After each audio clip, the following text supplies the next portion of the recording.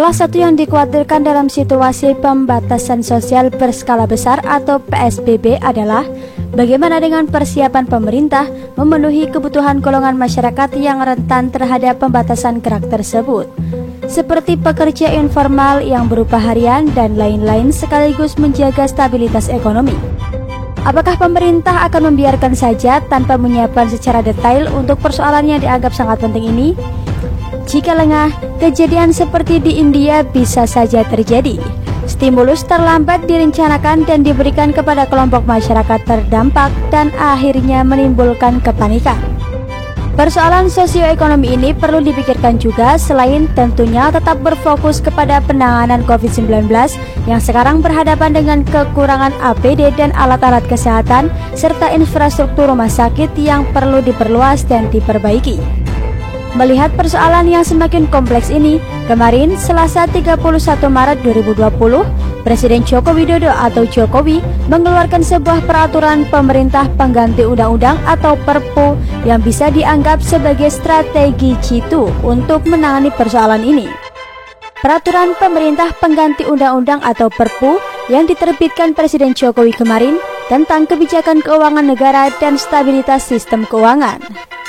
Presiden Jokowi berharap Perpu ini dapat memberikan fondasi bagi pemerintah, otoritas perbankan, dan otoritas keuangan untuk melakukan langkah luar biasa dalam menjamin kesehatan masyarakat, serta menjadi panduan bagi semua pihak di pemerintahan untuk menyelamatkan perekonomian nasional dan stabilitas keuangan. Tak tanggung-tanggung sebagai penyerta, Presiden Jokowi menggelontarkan dana sebesar 405,1 triliun rupiah untuk memastikan stabilitas keuangan tetap terjadi. Pemerintah memutuskan total tambahan pembiayaan APBN 2020 untuk menangani COVID-19 adalah 405,1 triliun rupiah, kata Presiden Jokowi. Nah, apa yang direncanakan dari 405,1 triliun ini? Presiden Jokowi mengatakan bahwa sebesar 75 triliun rupiah untuk bidang kesehatan, 110 triliun rupiah untuk social safety net, 70,1 triliun rupiah untuk insentif perpajakan dan stimulus KUR, serta 150 triliun rupiah dialokasikan untuk pembiayaan program pemulihan ekonomi nasional. Ini termasuk restrukturisasi kredit dan penjaminan serta pembiayaan untuk UMKM dan dunia usaha menjaga daya tahan dan pemulihan ekonomi, kata Jokowi. Dikatakan lebih lanjut bahwa prioritas pertama pemerintah adalah menyiapkan anggaran untuk dukungan bidang kesehatan sebesar 75 triliun rupiah dan akan digunakan perlindungan tenaga kesehatan, terutama pembelian APD dan alat-alat kesehatan lainnya. Selain itu, akan ada upgrade 132 rumah sakit rujukan bagi penanganan pasien COVID-19, termasuk Wisma Atlet dan penambahan insentif bagi para tenaga kesehatan. Tentang bantuan untuk masyarakat lapisan bawah, Presiden Jokowi juga menyebutkan dengan cukup detail dalam pidatonya yang disiarkan langsung di Istana Kepresiden Bogor, Selasa 31 Maret 2020. Ada 6 poin yang disampaikan oleh Presiden Jokowi. Pertama, tentang PKH. Jumlah keluarga penerima akan ditingkatkan dari 9,2 juta menjadi 10 juta keluarga penerima manfaat. Sedangkan besarnya manfaat akan dinaikkan 25%.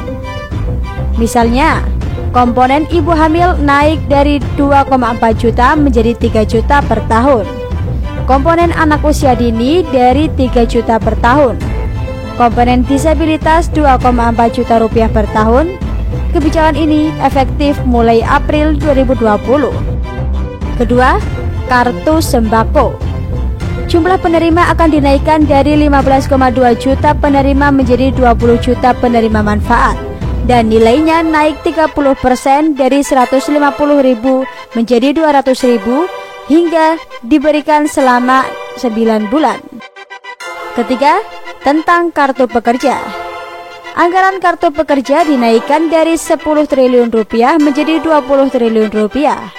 Jumlah penerima manfaat menjadi 5,6 juta orang, terutama untuk pekerja informal dan pelaku usaha mikro dan kecil yang terdampak COVID-19.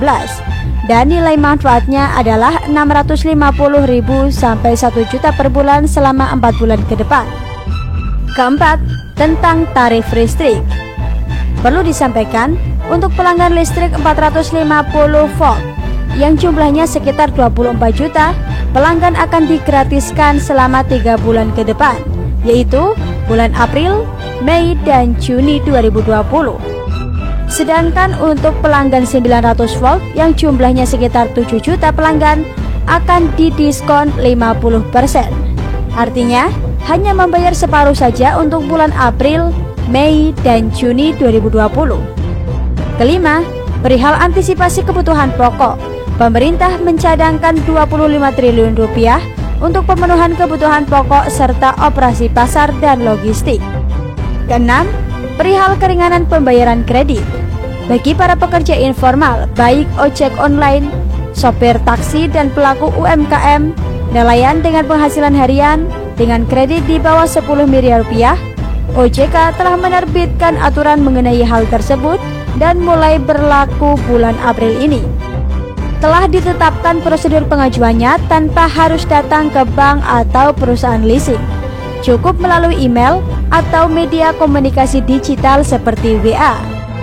Keadaan seperti ini memang membutuhkan keputusan yang cepat dengan strategi yang tepat. Penetapan status pembatasan sosial berskala besar atau PSBB dan diikuti dengan peraturan pemerintah pengganti undang-undang atau Perpu tentang kebijakan keuangan negara dan stabilitas sistem keuangan diharapkan dapat membuat penanganan COVID-19 dapat berlangsung maksimal sekaligus menjaga dampak ekonomi yang akan terjadi. Kita tinggal menunggu bagaimana hal yang dapat disinergikan dengan kebijakan daerah dengan implementasi yang dapat segera dilakukan.